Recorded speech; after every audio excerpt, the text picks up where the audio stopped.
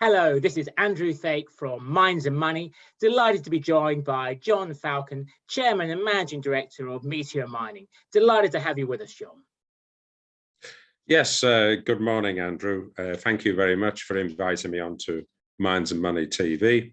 And may I, at this particular time of the year, wish all your colleagues, yourself, family, friends, and all the viewers of this interview a most happy new year. Same to you as well, John. Perhaps you can tell us a little bit about Meteor Mining for our viewers who may not be familiar with it. Yes, Meteor Mining is actually part of Meteor Gold PLC, which is a pre-IPO investment vehicle company set up in the UK, under which we have, under its umbrella, a series of mining exploration companies, in the main, which we have in Kazakhstan.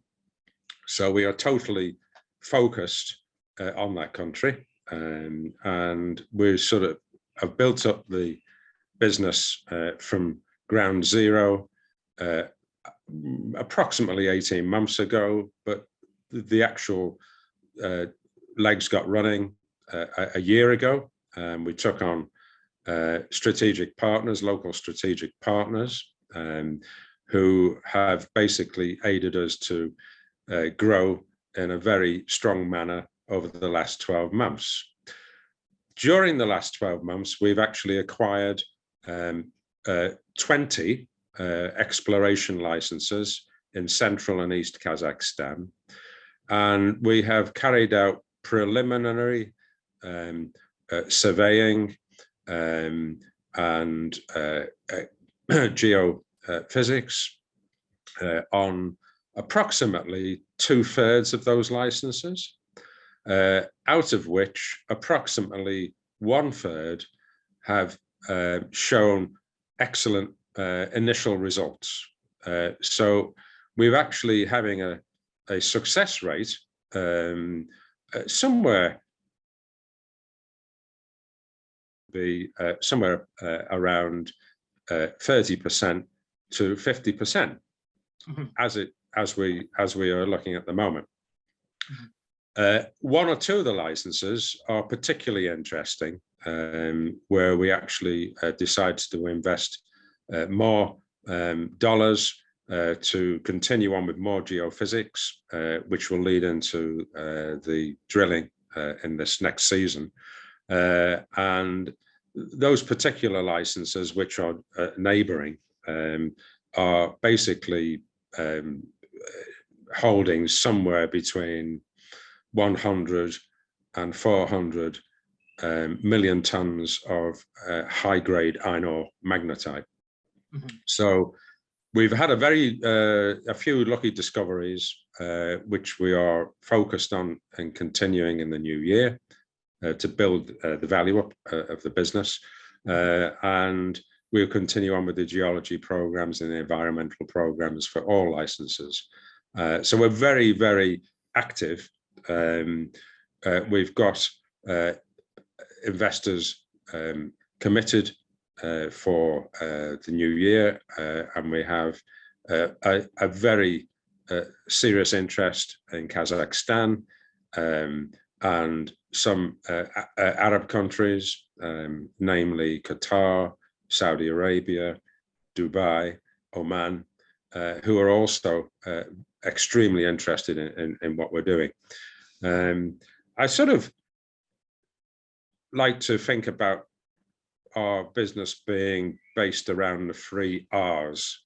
That is nothing to do with our English 3 R's, but having the right people, the right partners, and the right assets. And in this case, it's the minerals which are in the ground. And, you know, with that strategy I've talked about going forward, I think we're on for a very interesting 2022.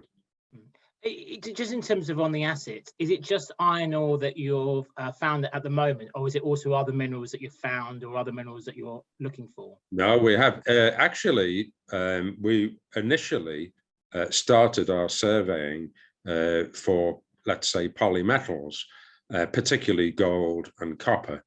And we have the next down on the list of importance in our findings, in our discoveries, are gold and copper. So we do have some substantial reserves showing in a number of the other licenses for those minerals. Mm-hmm. Okay, and you obviously mentioned about sort of like one of your sort of three cornerstones of your success as being partners, and you also mentioned Qatar, Saudi Arabia, and Oman. Are they off-takers? Are they potential off-takers? Are they institutional investors? Can you give us a bit of sort of a background as to how you're working with them? Yeah, we're not institutional investor grade at the moment. I don't think so personally. I think we need to, build up our organization more. I think we need to build up our findings to get to inferred up to a JORC status, which we're planning on doing immediately in this new season.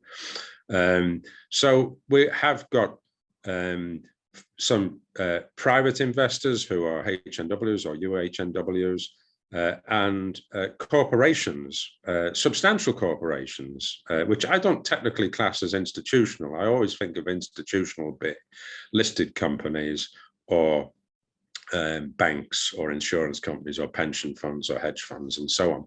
And we've kept away from them really because we don't feel that we're ready yet. I feel we have a strong value build before we attempt to go into that market. And all our advisors are sort of gearing us up to getting the round A completed, of which we have our targets and our spends and budgets ready for this year. Mm-hmm. And then the third cornerstone you mentioned was, of course, people. Can you tell us a bit about yourself and your management team? Yeah, I mean, my background from the point of view of mining has basically been on a huge learning curve in the last couple of years. Although I've always had an interest in it, and I have several close colleagues who are seriously involved in mining in my personal network of like-minded investors. I personally am a key investor in the project. My background is engineering and real estate and IT. I've had a very varied and wide experience and success in that. And that sort of, when COVID struck, it sort of struck a chord with me that I need to look at a wider angle of vision for the future trend, which is going to be with potential lockdowns coming on board. I could see that very clearly, that the first year of COVID was going to be a massive reset, not just for ourselves personally and our travel arrangements, but for business and the way business is carried out, and the actual availability of capital in the market. So that was sort of, from my point of view, was a bit of a vision that I had that enabled me to actually decide to put together a team that we could take an opportunity of what was delivered to me by two people that I'd known, for one particularly I'd known for quite a period of time, that were involved in mining, and with various sort of uses of modern technology, their experience and their talents, not just experience, that particularly gifted in the way that certain discoveries can be made and found with technology. And I also have a very strong IT technology team based in Singapore that we were working on things like blockchain and blockchain fintech with another project. So we sort of tried to sort of mingle things together and brainstorm and see what came out. And basically, I have a team, a world-class team, I believe, who in my project, director of project development, director of exploration, a director of technology, and also I have a couple of great people for the financial side, as CFOs and financial directors. So we have a very professional team, and with a great track record of success in various modes. So, you know, it's very key to have that in whatever business that you're in the situation that we all find ourselves in today. So it's not just a case of, okay, you know, we have this, basically, we have the better part of probably $50 billion worth of potential asset or more in the ground, but it's how you monetize that, how you monetize it to actually develop the value, to start to get into your pilot productions, to enable all of the environmental compliances are met, and also put together, you know, exploration teams properly, and you know, the right type of environment, the right infrastructure, and so on, that you can actually package the investment out as a package fully, and you haven't got to rely on answering any questions. So if you can actually deliver the whole package, here we are, you know, here's the team, here's the product, and here are the assets, here are the full licenses, and all of the permissions and everything to carry us forward for the next, you know, 10 to 25 years. I think that's a very strong point that we can deliver, and we're halfway there. I think we're halfway there already. Now, I was in Kazakhstan about 5 years ago. There was an event called the World Mining Congress at Astana, and I recall going there and being really impressed by the geology there and behind, you know, some of the sort of stories and sort of presentations that I saw. But I am also, on the other hand, I'm also aware that some viewers, especially some investors, may have a historical caution about investing in the stars. Sure. And also within that, we need to include Kazakhstan. What is Kazakhstan like as a place to do business in 2022? Okay, I think where I said about the 3 R's before, there possibly potentially is a 4th R. It's the right country. I am a global, you know, entrepreneur. There are very few places that I haven't been involved with across the globe, but it's the first time I've been involved in Central Asia. And I was hugely surprised, pleasantly surprised to find that we have basically the equivalent of DIFC, Dubai International Finance Center, in Kazakhstan as the AIFC. And we've built some very good connections up through our strategic partnership there already. So AIFC is important because basically it's regulated by Kazakhstan law, of course, but it also has its own internal regulations, which are based on English law.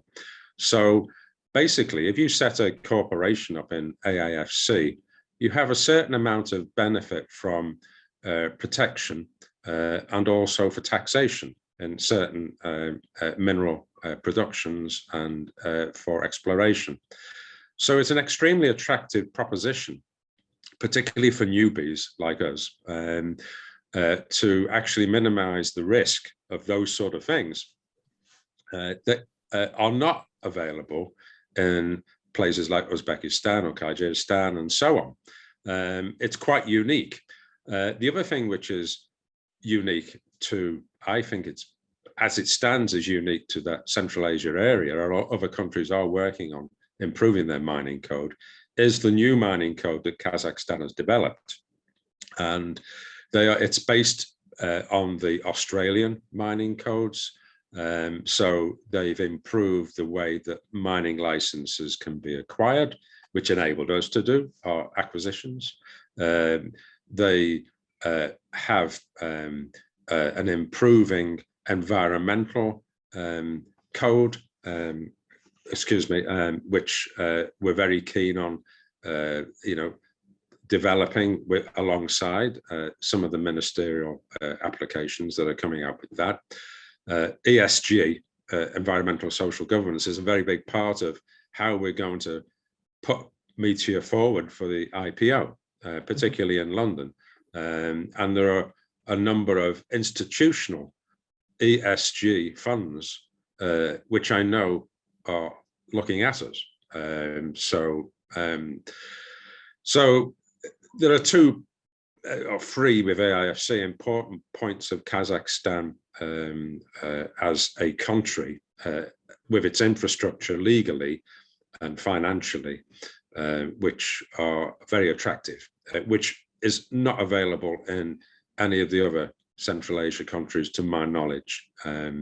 So they also have a very good rapport with Great Britain, with the UK. They're very keen to get involved with people from the UK. We actually got to know our strategic partners, Aurora Minerals in Kazakhstan, through the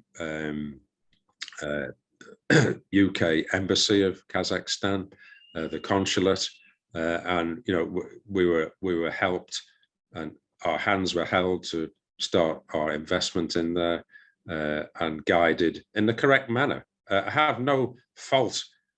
I cannot fault the country or the people that we have met in the last year that have helped us forward in any way at all. And looking ahead to 2022, and I kind of like understand that your company is still private at the moment. Any plans to list? Yes.